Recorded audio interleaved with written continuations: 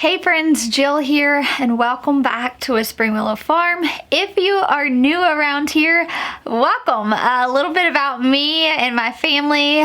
We live on 4.5 acres here in Central Arkansas. It is my husband Nathan and our 3 beautiful daughters. So we grow a lot of produce on our small little farm. We have quite a few animals. This is what I do for work. I get to vlog and share my life with you guys, along with running our online store and shipping out products. And I just could not imagine a better, more fulfilled life that I get to live and share with you guys. So if you're new around here, like I said, welcome. I'm glad you're here and I certainly hope you hang around. I am out in my greenhouse today, as you can tell. I've got my seeds behind me and I have kind of dedicated the end of this month into the next month just really talking about seed starting. Everything I know about seed starting, all of my knowledge kind of wrapped up in here. I just want to kind of funnel to you guys. I know many of you all are starting seeds for the first time this year. Congratulations, that's awesome. That is a huge first step. I remember the first year I started my own seeds, I just felt so accomplished and so good that I knew, you know what, I can do this. This life is actually for me. I'm learning and I'm growing, and I just felt super motivated. But with that, there's a lot of troubleshooting, there's a lot of questions, and so I took to my Instagram a few weeks ago and asked a lot of people just to submit the questions that they had revolved around seed starting, and I promised to do content just like deep diving and nitpicking that apart. And that is what this video is today. Many of you asked and wanted to know, when do I know how to start seeds? What does that look like? Do I just wait until I see someone else starting seeds and then that's my, reminder that I need to start them? What does that look like? And really it kind of varies. So I just wanted to kind of break this down for you guys because it is really important. Making sure that you hit that window right is kind of crucial to the success of your farm. You don't want to start too late. You don't want to start too early. Depending on what your goals are and what you are growing is really going to make a huge difference. And so I would encourage you guys, before you finish this video, maybe you just press pause, go make yourself a cup of tea or some coffee, grab your notebook or your phone to be able to jot down just like tips that you kind of picked up throughout this video that might be helpful for you to reference. Today I have my iPad and my phone. If you have been following us for some time, you know that I do a lot of my journaling and my gardening notes on my iPad. I have a lot of different apps and things downloaded on here that just make it easy. But the first thing you're going to want to know before you figure out what type of seeds you need to start is when your last frost date is. And what you're going to do there is just go to Google and you're gonna type in estimated last frost. And so I use the Farmer's Almanac. They have a place where you can actually, I hope you guys can see this, they have a place where you can just put in your zip code or your town. Conway is pretty near to where we are. And then I just searched it and it says that the last spring frost is April 8th and the first fall frost is October 27th. So this is what it kind of looks like. Now for us, we had a frost well after October 27th, so do know this isn't like a set in stone. Oh, they said my frost date is then, this is what it has to be. I can tell you we have had sleet here in April, and you just never know. Like, I am in Zone 7B, Central Arkansas. Our weather here is kind of cuckoo, and it's really kind of unpredictable. So this to me is kind of like a loose idea. I don't ever hold to it. I don't ever feel like it is a set in stone. This is when I'm free of frost. This is when I can plant stuff. I will tell you though, a little tidbit on the front end of this, I've always gambled in this regards, where I'll see that first, when I'm free of my frost and I think, oh, it's okay. Surely I can sow some beans outside. Surely I can do this. And lo and behold, we have always had that last frost just kind of sneak up on us. And so after gambling for a few years, I don't really do that anymore. I kind of lean on the side of caution because we're much more efficient farmers now than we were in the beginning. Before, I'm learning and I'm growing, and I don't think there's anything wrong with that.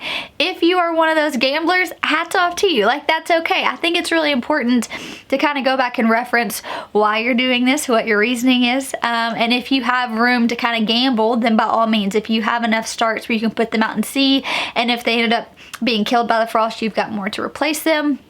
I don't think there's anything wrong with that. I have just learned that for me and kind of how we've shifted our farm for more production in the last few years, I don't tend to do that. I actually tend to wait a bit later. And so you'll probably see that I'll write down in my notes April 8th, but I probably won't put this stuff out until maybe a week or so later, just depending on what the weather is at that time. If I really do think, if I'm checking that 10-day forecast and I think, okay, we really are good, then I'll go ahead and do it. And if I don't feel comfortable, I'll just wait, because you've spent all this time starting your seeds, whether you're in a greenhouse, whether you're doing it inside on racks or whatever, and the last thing you want to do is put your starts out premature and then it all just dies. I mean, that would be so heartbreaking, and I don't want you guys to do that. So don't be married to those frost dates. Know them. It is very, very important as a gardener and growing your own food that you know those frost dates, that you are very familiar with the weather app and you're checking that 10-day forecast. But if at any point it says that it's even going to get kind of low, like in the 30s, like say maybe it's 33 or 34, but it's not 32, I'm probably just going to hold off. So use your best judgment, figure out what's going to be best for you guys. But once you do know your frost, so ours is the last frost is going to be April 8th. I'm going to jot that down either on my calendar, in my gardening app right here. I've just kind of started a seed starting notes. And so I put that the estimated last frost is on April 8th. Now, this is where it can get tricky. People want to know, so when do I start this? And I started this and they got too leggy and too big. You're not starting all your things at the same time. My flower seeds, for instance, I am starting my flowers 3 or 4 weeks before they're going out into the gardens. And so those are going to be much later than, say, things like my tomatoes and my peppers. I'm also not starting my peppers until later because they really need that heat. And if I'm not able to provide it for them, it might be better if I just waited and started them a bit later and then put them out into the garden a bit later too. And so these are all things that you're kind of juggling and you're figuring out. And if I'm putting, my peppers out in my garden, say maybe in April and it's still getting really cool, my peppers aren't going to thrive to where I could have just started them later, kept them in the greenhouse later, transplanted them outside later, and they're still going to be producing well into August and September. We actually harvested peppers in our tunnel until, gosh, I think November. And so if you're growing them in a tunnel or something like that, you definitely have the leeway to start those things later. And so it is important that not all seeds are created equal in the fact of when you're going to be starting them. I keep all of my seeds in these little photo organizers. I will actually find them and link them. One thing I like about this is you're just able to organize them better, and they stack up really nicely. So you'll have these little plastic containers, and then when you open them up, there's all of these, and I just take a label maker and I put on here what they are. So this one is paste tomatoes. Typically I keep all my tomatoes together. I keep all my root vegetables together. I'll keep all my brassicas. I'll keep my flowers and so on and so forth. And so this is a really affordable option if you're wanting to get organized with your seeds. But this is what I want to show you, for instance. So we have got, let me see, I had an amaranth. There we go. So we've got a red spike amaranth from Johnny Seeds. All right, so what you are going to do either on your phone, your iPad, just a paper calendar, whatever that looks like, you're going to pull up your calendar and you're gonna go find where your last frost date is. And so mine is April 8th. And then what you're gonna do, and it's gonna vary on who you bought your seeds from. A lot of them are more detailed than other ones. And so here's just, for me, I buy most of my seeds from Johnny's. This is what the back of their seed packet looks like. And so that is telling me the life cycle of it, the use, the culture, the germination, growing, lighting, harvest. I mean, it tells you pretty in-depth what you need to know. But this is what you're really wanting to pay attention to. It's going to say transplant. So if you guys can see where it says transplant, it will say sow 4 to 6 weeks before last frost. Then it goes into a bit more detail. It says barely cover seed, bottom water or mist to avoid the covering of seeds, harden off and transplant out after your last frost. And then if you're direct seeding, obviously you would just direct seed those after you are clear of that. This is really important. Reading the back of your seed packets, although it's not something that you have to be married to, there is a lot of liberty depending on your zone and your climate. And as you grow as a gardener, these are things that you'll just kind of become aware of, and you'll be able to notice these things, and you can use this as a reference, but it isn't something that is like you have to do it. And so there's sometimes that something will say you have to direct seed, does not do well transplanted. And I transplant it anyways, and you know what, it does just fine.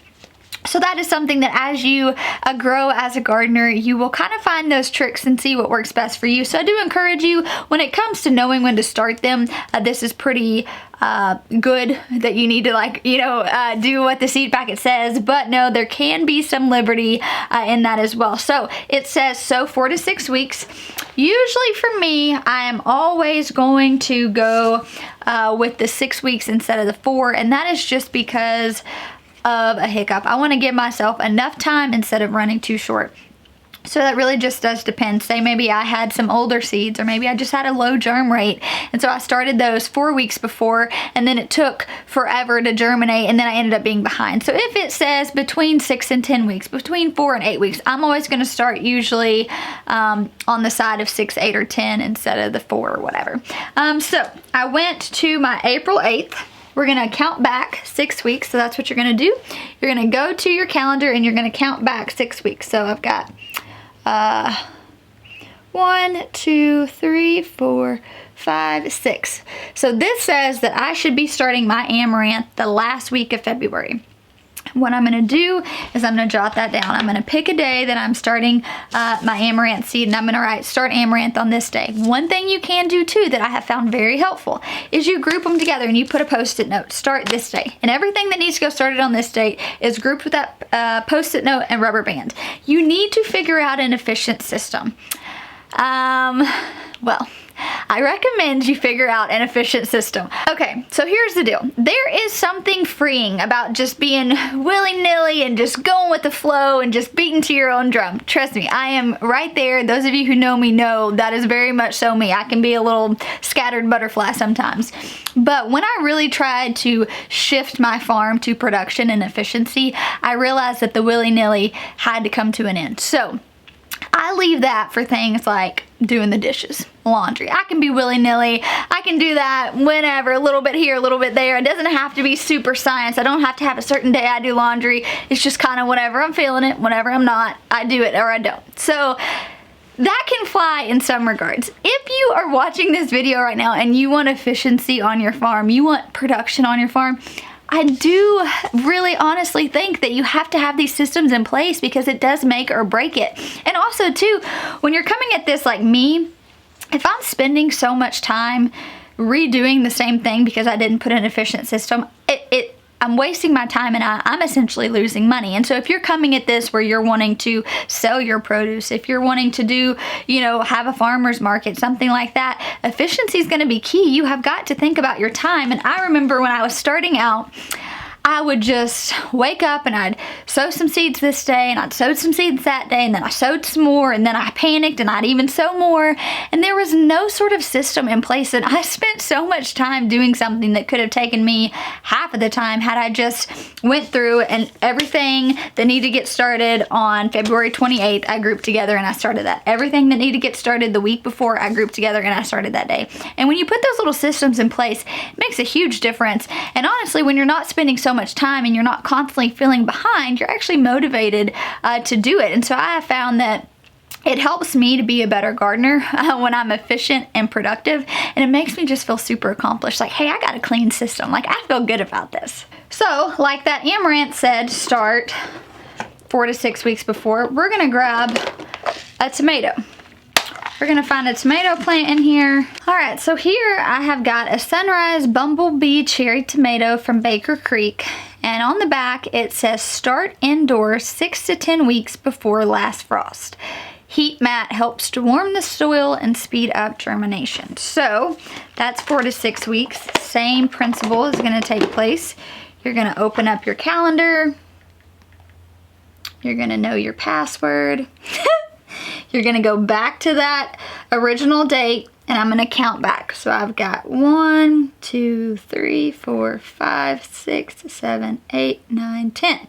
So that has me putting my tomatoes, starting them on February 1st. Now, usually the last week in January, the first week in February, that is when I am starting to do things like my tomatoes and my peppers. I have started them as late as Valentine's Day and been okay. And so that's why I'm saying there is some wiggle room. But obviously, if I started my tomatoes at the same time I started my flowers, and I was supposed to start these 10 weeks before my frost, and the other one I was only supposed to start 4 weeks before my frost, you could see where that could pose a problem. My flowers could get way too big, and then they're leggy. That's when you're dealing with leggy issues. That's when you're dealing with needing to pot up. And if I'm starting all of my things in these 2.5-inch pots, which is what I am, that'll be another video talking about what size pots, what soil. So stay tuned for that. This is going to kind of be a series that I'm working on. But say I started this and, you know, I did it at the wrong time, it would have outgrown. Say I started a sunflower in here 10 weeks before I put it out, when really you only need to start sunflowers like 2 or 3 weeks, depending on the variety that you're growing.